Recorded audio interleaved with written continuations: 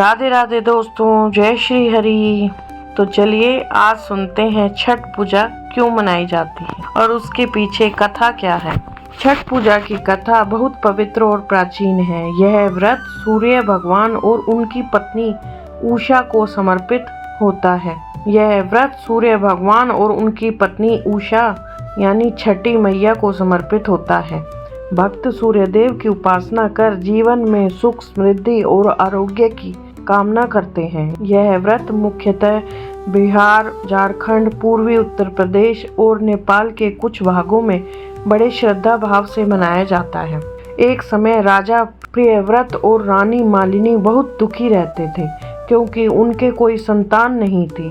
उन्होंने संतान प्राप्ति के लिए अनेक यज्ञ और तप किए, परंतु सफलता नहीं मिली। एक दिन उन्होंने महर्षि कश्यप के कहने पर पुत्रेष्टि यज्ञ करवाया।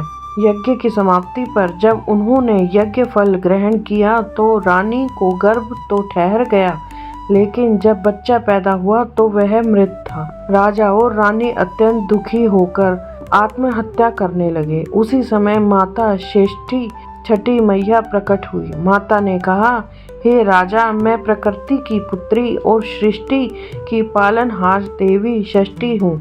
मैं सभी बालकों की रक्षा करती हूँ और निसंतान स्त्रियों को संतान देती हूँ। यदि तुम मेरी पूजा विधि विधान से करोगे तो तुम्हें उत्तम संतान प्राप्त होगी। राजा और रानी ने भक्ति भाव से देवी षष्ठी की पूजा की। देवी की कृपा से उन्हें एक सुंदर और स्वस्थ पुत्र की प्राप्ति हुई।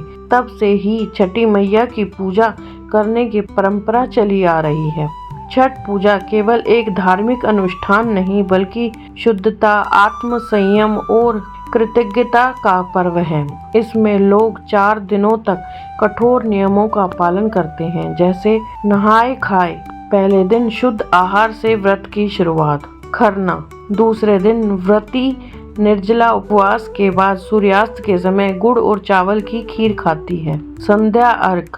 तीसरे दिन अस्ताचलगामी सूर्य को अर्घ देकर परिवार की समृद्धि की कामना। उषा अर्घ। चौथे दिन सूर्योदय के समय उगते सूर्य को अर्घ देकर व्रत का समापन। छठी मैया की स्तुति। षष्ठी माता तुम राखियो लाज, सुन लियो मैया हमारी आवाज। सुख शांति धन धान्य बढ़े, जीवन में आए नई उजास। आप सबको मेरी ये वीडियो कैसी लगी कमेंट करके ज़रूर बताएं। साथ ही मेरी वीडियो को लाइक कीजिए और मेरे चैनल को सब्सक्राइब कीजिए। राधे राधे, जय श्री हरि।